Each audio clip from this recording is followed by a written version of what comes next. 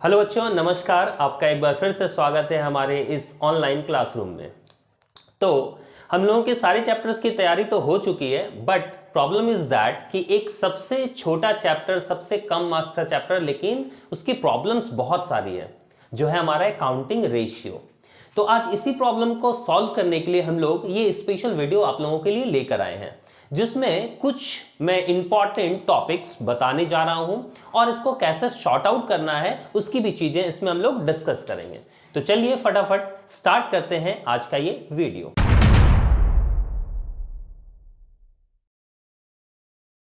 तो सबसे पहली और मोस्ट इंपॉर्टेंट बात कि आप लोगों को देख लेनी है कि कौन सी रेशियो किसके अंडर में आती है। तो यहां मेन 4 आपके हेड्स बने हुए हैं: liquidity ratio, solvency ratio, activity ratio और प्रॉफिटेबिलिटी रेशियो। इसके अंडर्स में कौन कौन से हेड आते हैं ये आपको जरूर याद रखनी है, ठीक है। जैसे यहां लिक्विडिटी रेशियो, लिक्विड के फॉर्म में कौन सा होता है? जितने भी करंट एसेट्स और करंट लायबिलिटीज होते हैं वो हमारे लिक्विड फॉर्म में होते हैं। तो इसीलिए इसके अंदर में कौन आएगा? Current ratio, working capital ratio और क्विक रेशियो, ठीक है। उसके बाद सॉल्वेंसी रेशियो, सॉल्वेंसी सॉल्वेंट, हमारा डेप्ट, हमारा कर्ज, ठीक है। तो हम लोग सॉल्वेंट है, इंसॉल्वेंट है, कैसे पता चलेगा? तो देखोगे इसमें क्या ज्यादातर डेप्ट आएंगे, जैसे डेप्ट equity ratio, total asset to डेप्ट रेशियो दिख रहा है ना आपको। इस टाइप से याद कर लेने, कुछ ना कुछ ट्रिक्स बना लेने और आपको याद कर लेते हैं कि सॉल्वेंसी के अंदर में क्या आएगा, एक्टिविटी रेशियो में क्या आएगा और प्रॉफिटेबिलिटी रेशियो में क्या आएगा। इसको आप नोट डाउन भी कर लें और इसको याद कर लें। हम लोग चल रहे हैं अब इक्वेशन टाइप्स क्वेश्चन में, जो आपको बहुत ज्यादा प्रॉब्लम क्रिएट करता है कि वो इंप्रूव हुआ, वो रिड्यूस हुआ, वो कांस्टेंट रहा, क्या हुआ। तो ये इक्वेशन टाइप जो हम लोग क्वेश्चन है उसको शॉर्ट आउट करेंगे। तो सबसे पहला क्वेश्चन आप लोगों के स्क्रीन पे दिख रहा होगा, assuming that the current ratio is 2:1, ठीक है। State giving reason which of the following should be, या तो इंप्रूव करेगा या तो रिड्यूस करेगा या नॉट अल्टर्ड होगा, ठीक है। तो हमारा सबसे पहला जो करंट रेशियो वो दिया हुआ है 2:1 पे। तो हम लोग यहां सबसे पहले करंट रेशियो का मतलब जानते ही होंगे, current asset divided by current liabilities, ये होता है हम लोग का। करंट एसेट्स में कौन कौन से एसेट्स आते हैं? वे सारे एसेट्स जो शॉर्ट पीरियड ऑफ टाइम के लिए हो, मतलब विद इन 1 ईयर में वो चेंज होते रहते हो, ये तो आपको पता ही है। जैसे cash, bank, bills receivable, stock, ये तो पता ही है। करंट लायबिलिटीज में वैसे ही शॉर्ट फॉर्म के लिए। तो यहां पर कहता है, ये दिया हुआ है, गिवन है 2:1। Is it clear? अब हम लोग को पता लगाना है कि ये इंप्रूव करेगा, ये रिड्यूस करेगा, कांस्टेंट रहेगा। तो सबसे पहला क्वेश्चन अगर आप देख पा रहे होगे तो उसमें कहता है cash collected from the trade receivable.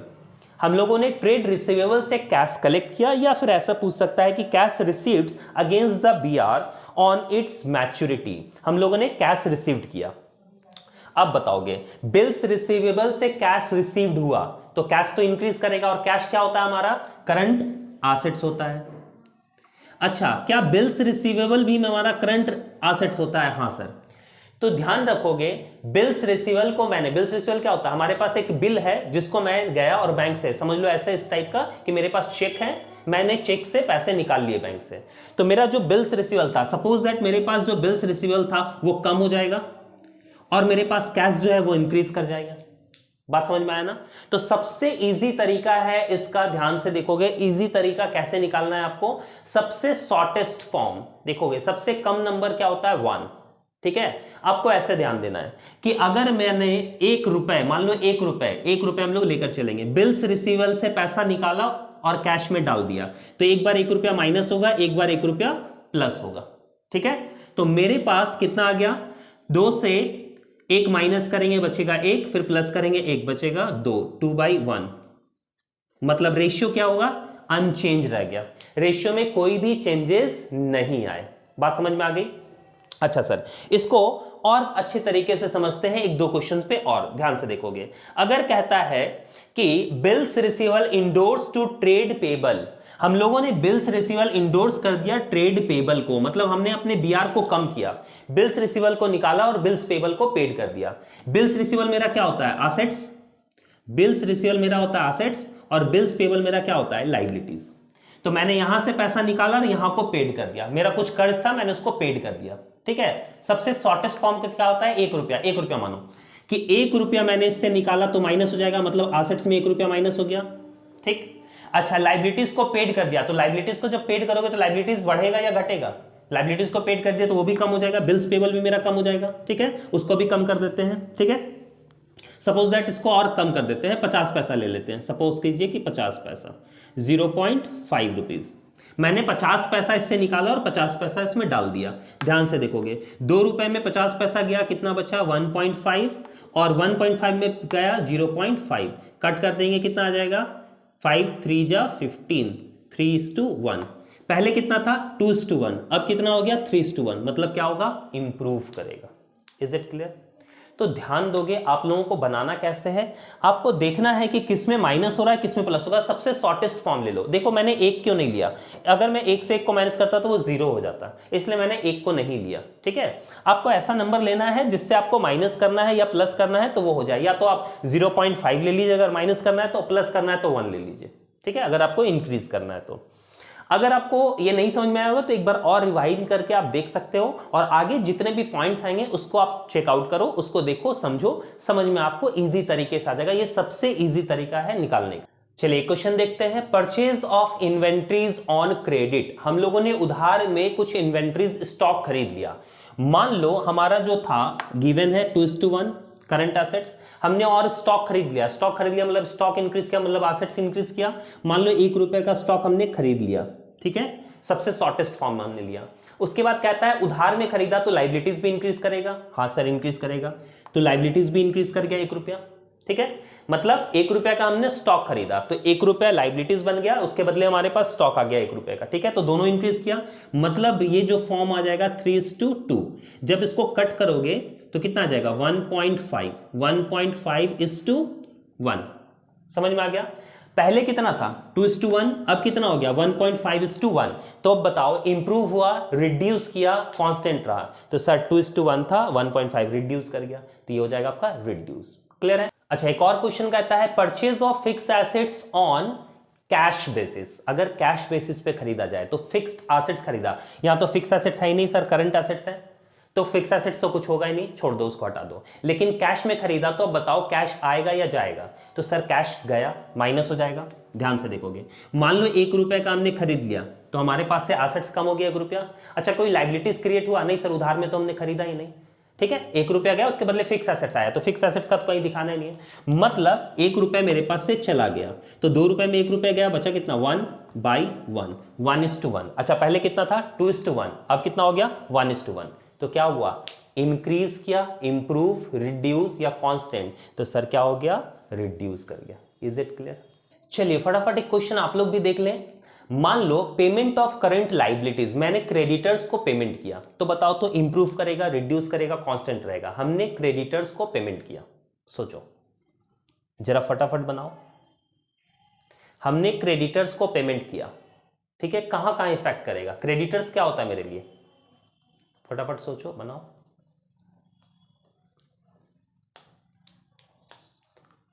नहीं तो वीडियो को पॉज कर दो, उसके बाद आप लोग सॉल्व कर लो, फिर देख लो कि क्या आंसर आते हैं, ठीक है। चलिए अब मैं बताता हूं, अगर मैंने अपने पॉकेट से क्रेडिटर्स को पेमेंट किया तो पैसा तो गया, कैश गया।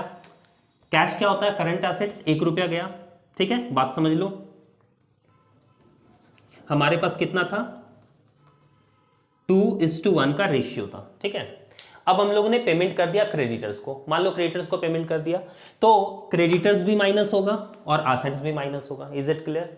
मैं लेता हूं 50 पैसा, क्योंकि 2:1 है, थोड़ा सा कम ले लेता हूं, 0.50, 0.50।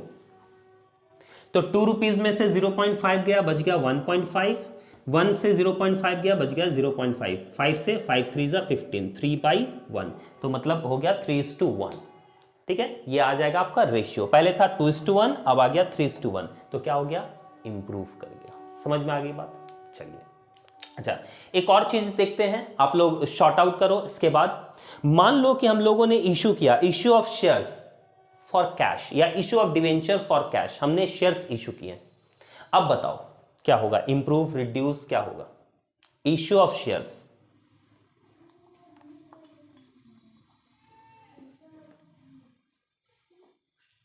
तो हम लोग क्या है, कंपनी है, हम लोगों ने शेयर इशू किया। शेयर्स का कहीं भी रोल प्ले हो रहा है? नहीं सर, शेयर्स का रोल प्ले नहीं हो रहा है, डिवेंचर का रोल प्ले नहीं हो रहा है, बट कैश का तो रोल प्ले हो रहा है। अच्छा एज ए कंपनी अगर मैं शेयर इशू करता हूं तो कैश मेरे पास आएगा या जाएगा? आएगा ना भाई, मेरे पास कैश आ गया। क्लियर? तो कैश मेरा इंप्रूव करेगा। अच्छा, मैंने अगर शेयर इशू किया तो कोई लाइबिलिटीज क्रिएट हुआ? नहीं सर, कोई भी लाइबिलिटीज क्रिएट नहीं हुआ। हमने अगर शेयर इशू किया तो कोई लाइबिलिटीज क्रिएट नहीं हुआ, और करंट लाइबिलिटीज तो खास करके नहीं हुआ। क्लियर है? डिवेंचर इशू करता तो लाइबिलिटीज तो होता, बट वो करंट लाइबिलिटीज ना होकर नॉन करंट होता, मतलब वो भी इफेक्ट नहीं करता। मतलब शेयर इशू करो या डिवेंचर इशू करो, नोट डाउन कर लो, शेयर इशू करो या डिवेंचर इशू करो, वो करंट लाइबिलिटीज को इफेक्ट नहीं करेगा। ठीक है? वो किसको इफेक्ट करेगा? सिर्फ कैश को इफेक्ट करेगा। तो कैश मेरे पास आ गया, तो 1 रुपए आ गया मेरे पास, तो कितना हो गया? 3/1। तो रेशियो पहले था 2:1, अब हो गया 3:1, मतलब क्या हो गया? इंप्रूव कर गया। तो ऐसे ऐसे क्वेश्चंस हैं, आप कोई भी आइडल रेशियो लेकर, जैसे आपका क्वेश्चन आता है इसका, आप बस शॉर्ट फॉर्म लेना। ठीक है? शॉर्ट लेना, 1 रुपए या 50 पैसे लेना, उसको प्लस माइनस करना, आप पहले देखना किसका इफेक्ट कहां कहां पड़ेगा, और उसके बाद उसको ऐड लेस करना, उसके बाद देख लेना डायरेक्टली इंप्रूव या लेस या रिड्यूस या कांस्टेंट आपको निकल जाएगा। तो इससे आप लोग आसान तरीके से अपने सारे जो हैं इंप्रूव रिड्यूस वाले क्वेश्चन जो स्टेटमेंट बेस्ड होते हैं वो बना सकते हो। अब हम लोग आते हैं सर फॉर्मूला बेस्ड, कौन कौन से क्वेश्चंस आप लोगों को कर लेने हैं, या कौन कौन से फॉर्मूला हैं जो हम लोगों को ध्यान रखनी है, कौन कौन से ऐसे चीजें हैं जिसको हमको ध्यान में रखना है। तो सर कौन कौन से फॉर्मूलाज हैं जिसको मुझे बहुत अच्छे से देखना है? ये सारी जितने फॉर्मूलाज है तो याद रखोगे, सबसे पहले तो क्विक रेशियो और वर्किंग कैपिटल रेशियो, ये आपको देखना ही है। उसके बाद डेप्ट इक्विटी रेशियो, ये आपको देखने हैं। टोटल एसेट टू डेप्ट रेशियो, ये आपको देखना है। इंटरेस्ट कवरेज रेशियो, ये आपको देखनी है। इन्वेंट्री टर्नओवर रेशियो या स्टॉक टर्नओवर रेशियो, ये आपको देखनी है। ग्रॉस प्रॉफिट रेशियो, ये आपको देखना है। और ऑपरेटिंग प्रॉफिट रेशियो, ये आपको देखने हैं। तो सारे नहीं, कम से कम इतने सारे जो फॉर्मूलाज हैं इसको देख लेना है, इसके आने के चांसेस बहुत ज्यादा होते हैं। ठीक है? ये फॉर्मूलाज आपको जरूर कर लेनी है। ठीक है? और अगर और देखना चाहते हो तो बाकी सब देख सकते हो, बट इन सब चीजों में जैसे रिटर्न ऑन इन्वेस्टमेंट वगैरह है, ये सब चीजों में आपको ज्यादा ध्यान रखनी है।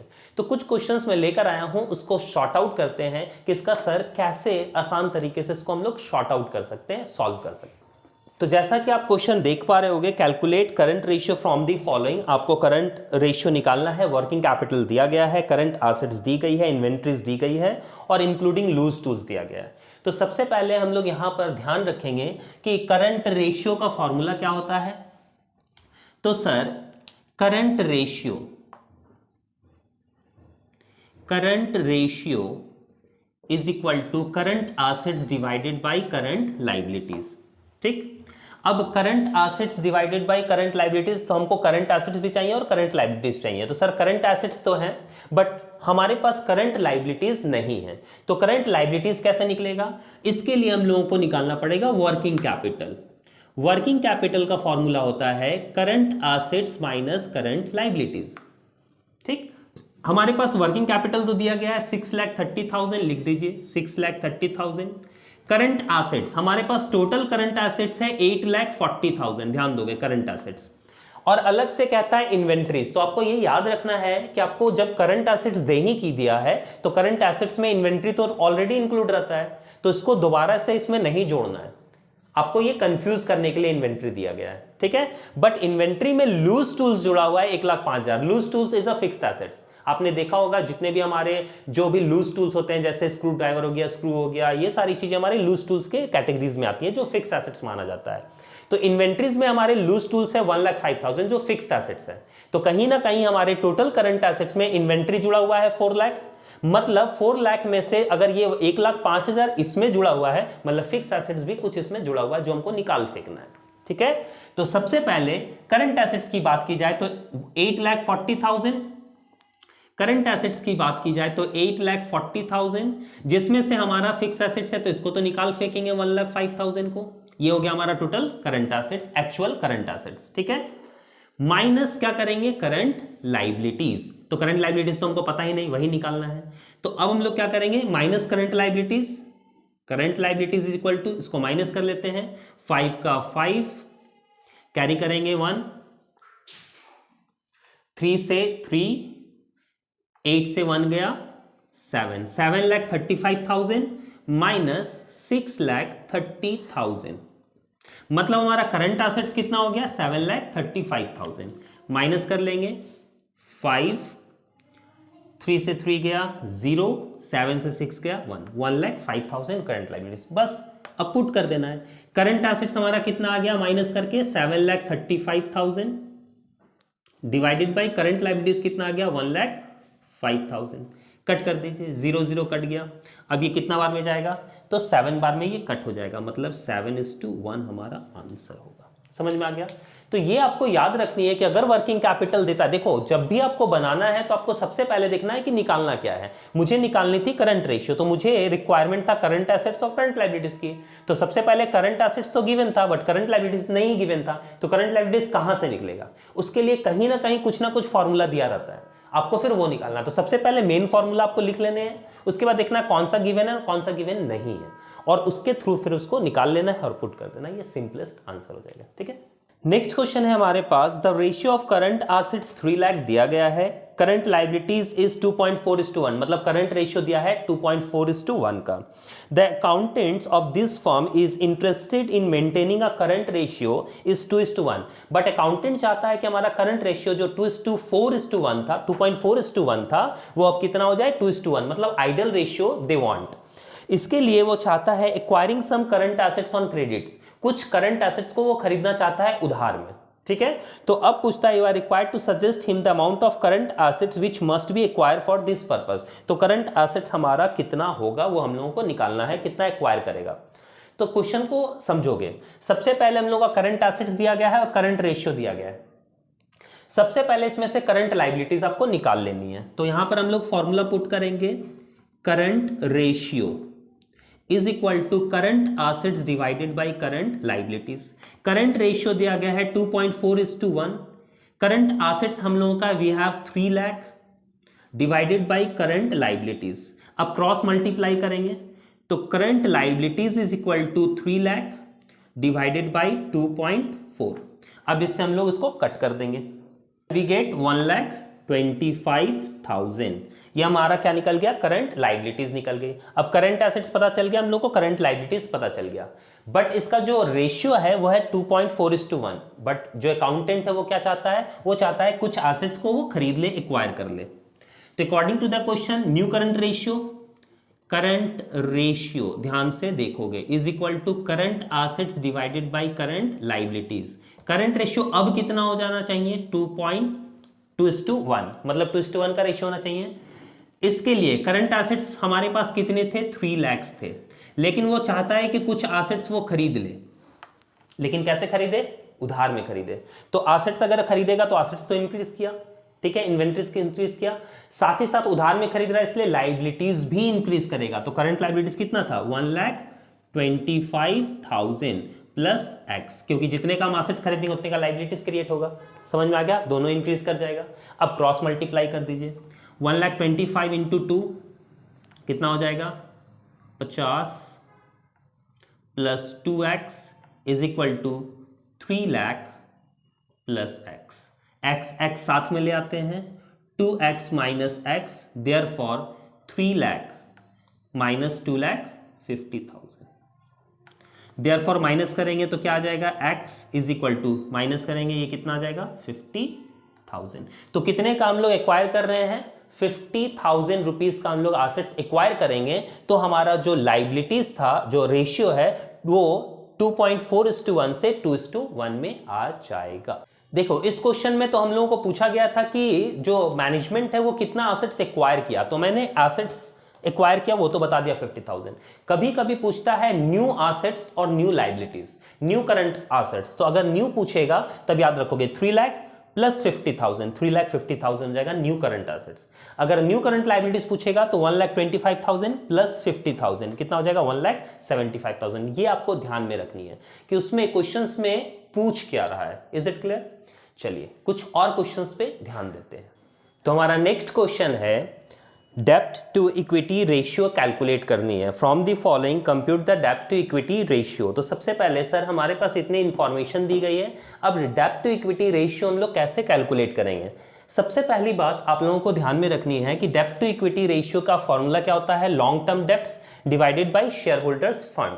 ठीक, लॉन्ग टर्म डेब्ट्स, तो यहां पर अगर आप देख पा रहे होगे तो long term borrowings and long term provision, दो डेब्ट्स दी गई है। तो सबसे पहले हम लोगों को लॉन्ग टर्म डेप्थ तो मिल जाएगा, तो सबसे पहले हम लोग कैलकुलेट कर लेते हैं लॉन्ग टर्म डेप्थ। मैंने लास्ट टाइम भी बताया था कि आप लोगों को सबसे पहले ये देखना है कि हम लोगों को कैलकुलेट क्या करना है और उसमें से कौन सा गिवन है और कौन सा हम लोगों को निकालना है। तो गिवन है यहां पर लॉन्ग टर्म डेप्थ गिवन है, दैट मींस 1 लाख। तो देखोगे लॉन्ग टर्म डेप्थ हो गया 1 लाख प्लस 50,000, दैट इज 1,50,000, ये आपका हो गया long term depth. But share holders fund, तो सर शेयर होल्डर्स फंड के लिए इक्विटीज चाहिए, अब इक्विटीज तो है नहीं सर, इसमें रिजर्व चाहिए, पीएल चाहिए, ये सारी चीजें तो है नहीं, तो हम लोग इसको कैसे निकालेंगे? देखो सबसे सिंपल तरीका, सर फॉर्मूला तो याद ही नहीं रहता है, आपको फॉर्मूला याद करने की जरूरत ही नहीं है। सबसे पहले आप बैलेंस शीट का कॉलम खींच लो, बैलेंस शीट बना लो। आपको पता है बैलेंस शीट का कॉलम कैसा होता है, मैं सिंपल सा पार्टनरशिप का बैलेंस शीट बना रहा हूं क्योंकि हम लोगों को फॉर्मूला पुट करना है, नथिंग एल्स। ये हो गया हमारा लाइबिलिटीज, ये हो गए हमारे एसेट्स। अब पुट करो लॉन्ग टर्म बोरोइंग्स, ये हो गया हमारा लाइबिलिटीज, लॉन्ग टर्म बोरोइंग्स कितना हो गया 1 लाख। उसके बाद कितना है लॉन्ग टर्म प्रोविजन, ये हम लोग कर लेंगे लॉन्ग टर्म प्रोविजन, ये भी लाइबिलिटीज है 50,000। इसके बाद यहां देखेंगे current liabilities, sir current liabilities कितना है 25,000, पुट कर दिया। फिर क्या है सर नॉन करंट एसेट्स मतलब फिक्स एसेट्स, एसेट्स कितना है 1,80,000, तो हम लोग पुट कर देंगे 1,80,000। फिर क्या है करंट एसेट्स, यहां लिख देंगे करंट एसेट्स कितना है 45,000। सब खत्म हो गया।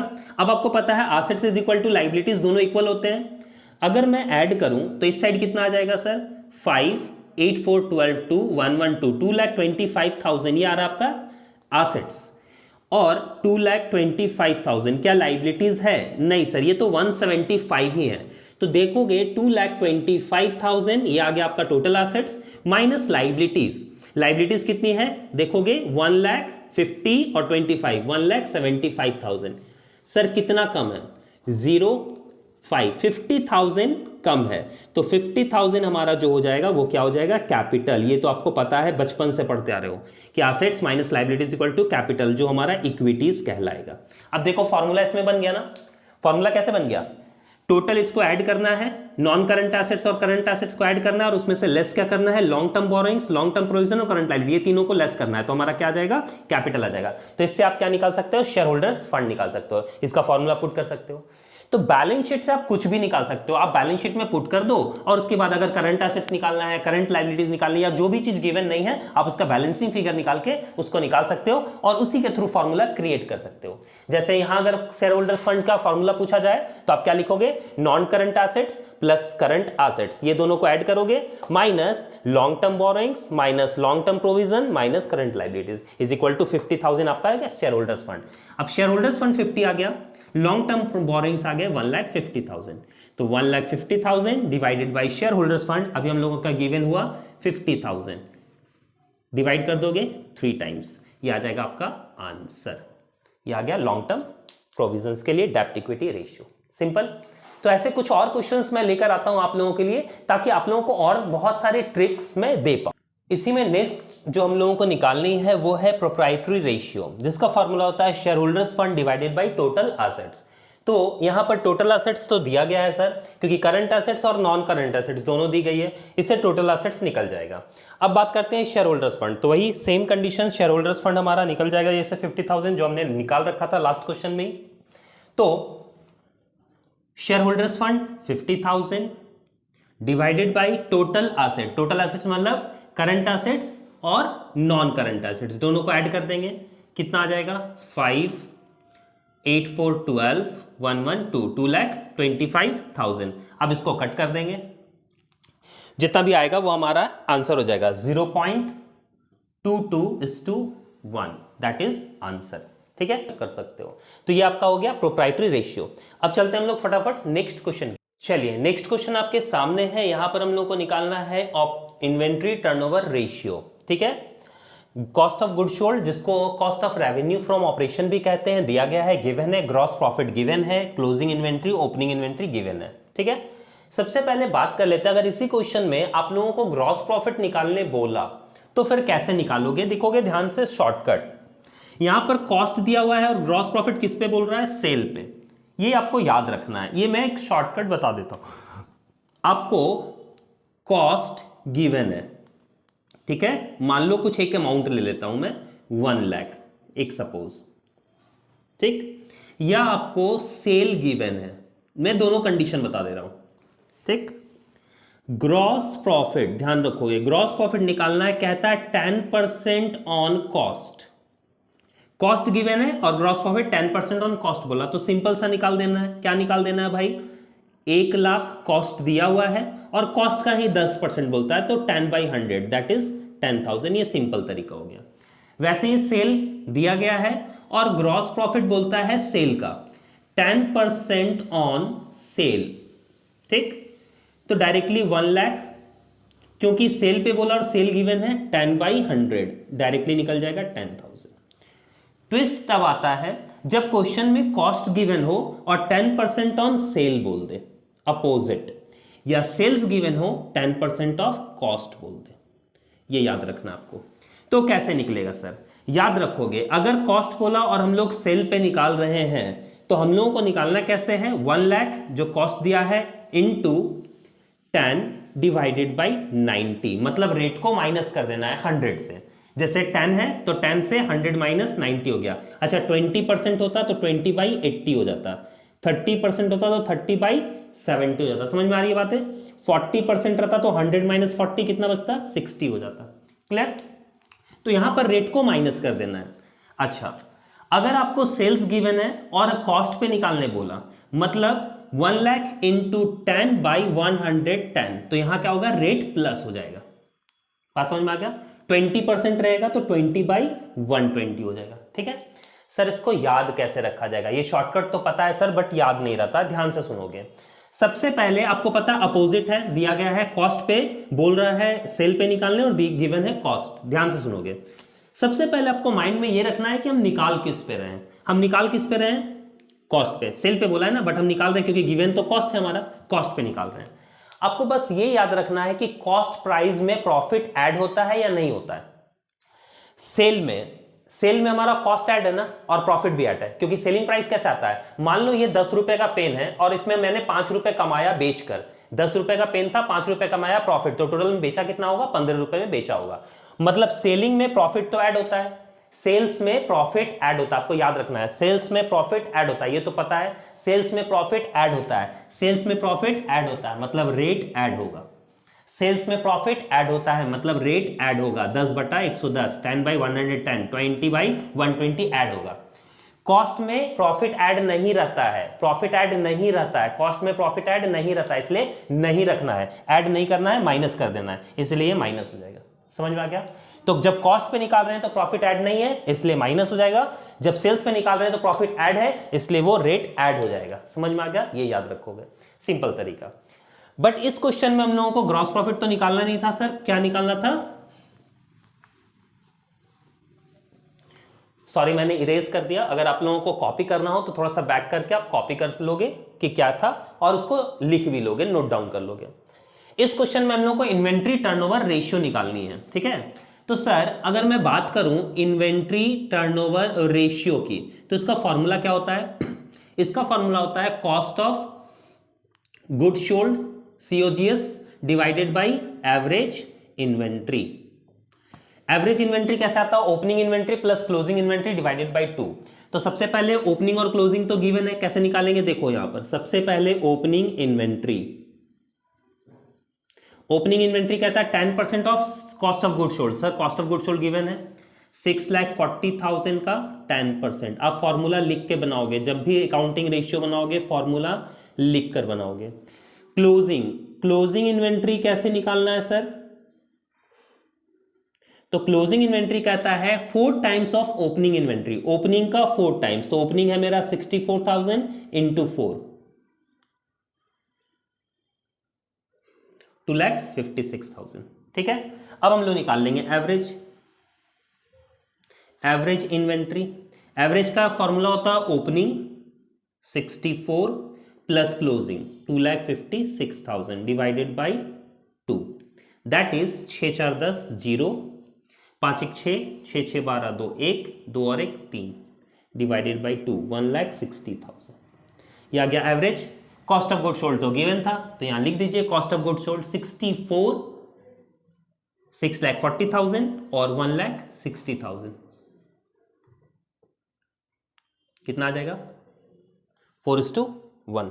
तो यहां पर याद रखोगे हमारा इन्वेंट्री टर्नओवर रेशियो आ गया 4:1।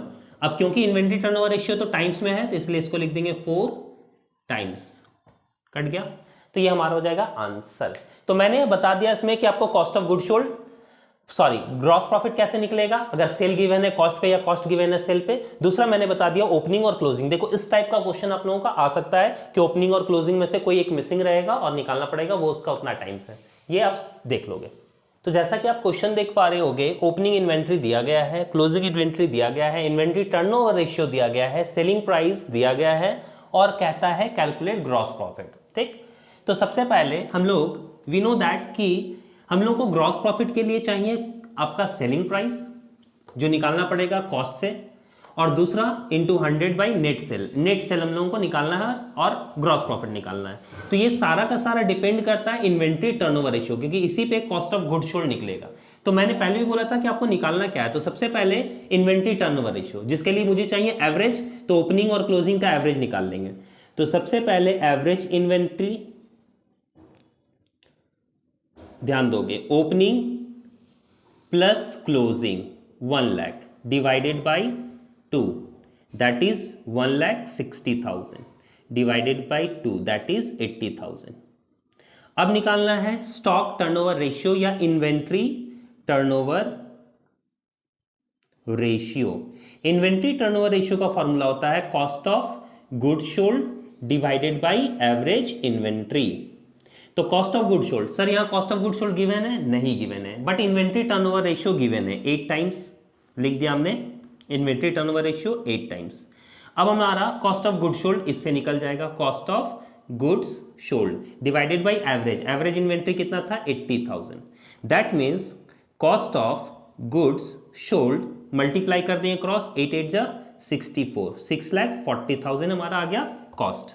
अब जब कॉस्ट आ गया तो उससे सेलिंग प्राइस निकाल सकते हैं, ध्यान दोगे सेलिंग प्राइस, सेलिंग प्राइस कहता है कॉस्ट का 25% अबव है, तो या तो आप डायरेक्टली कॉस्ट 6,40,000 का 125% निकाल दीजिए, या तो 25% निकाल कर ऐड कर लीजिए, दोनों में से एक काम कीजिए, हो जाएगा आपका। ठीक, तो 25 5 जा 25 4 जा 4 से काटेंगे 16, 1,60,000 मल्टीप्लाई कर देंगे 8 लाख। अब 8 लाख सेल आ गया, हम लोग को कॉस्ट पता है जिससे हमारा प्रॉफिट निकल जाएगा ग्रॉस प्रॉफिट। देखो ग्रॉस प्रॉफिट का फॉर्मूला क्या होता है, सेल माइनस कॉस्ट, आपको पता ही है। ये पेन 15 रुपए में हमने बेचा और इसका खरीद दाम था 10 रुपए का, 10 रुपीज कॉस्ट था, 15 रुपीज में सेल किया, तो प्रॉफिट कितना हुआ 5 रुपए, मतलब सेल माइनस कॉस्ट हमारा ग्रॉस प्रॉफिट। तो यहां हो जाएगा नेट सेल माइनस कॉस्ट। तो नेट सेल गिवन है, कितना हम लोगों ने निकाल लिया कैलकुलेट करके 8 लाख। कॉस्ट हम लोगों का कॉस्ट कितना आ गया 6,40,000। इट मींस दैट माइनस करेंगे 67 में से 6 गया 1, 1,60,000 ग्रॉस प्रॉफिट आ गया। अब हम लोग को निकालना है ग्रॉस प्रॉफिट रेशियो।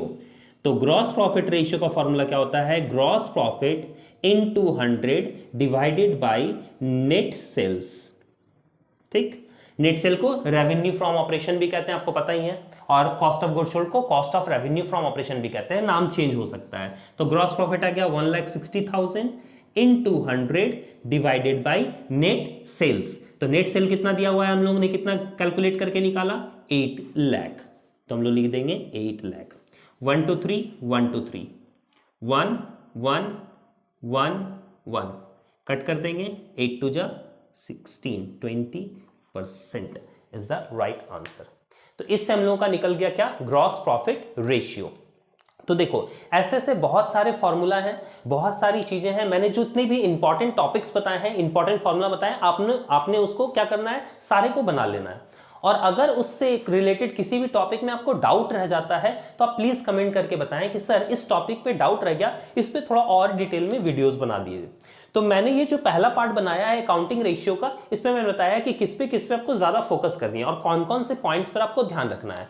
अगर इससे रिलेटेड और भी टॉपिक्स आपको चाहिए तो प्लीज कमेंट करें, मैं उसके लिए दूसरा वीडियो बना दूंगा। तो आज का वीडियो मैं यहीं पर समाप्त करता हूं, अब मिलेंगे आप लोग नेक्स्ट वीडियो में, तब तक के लिए धन्यवाद।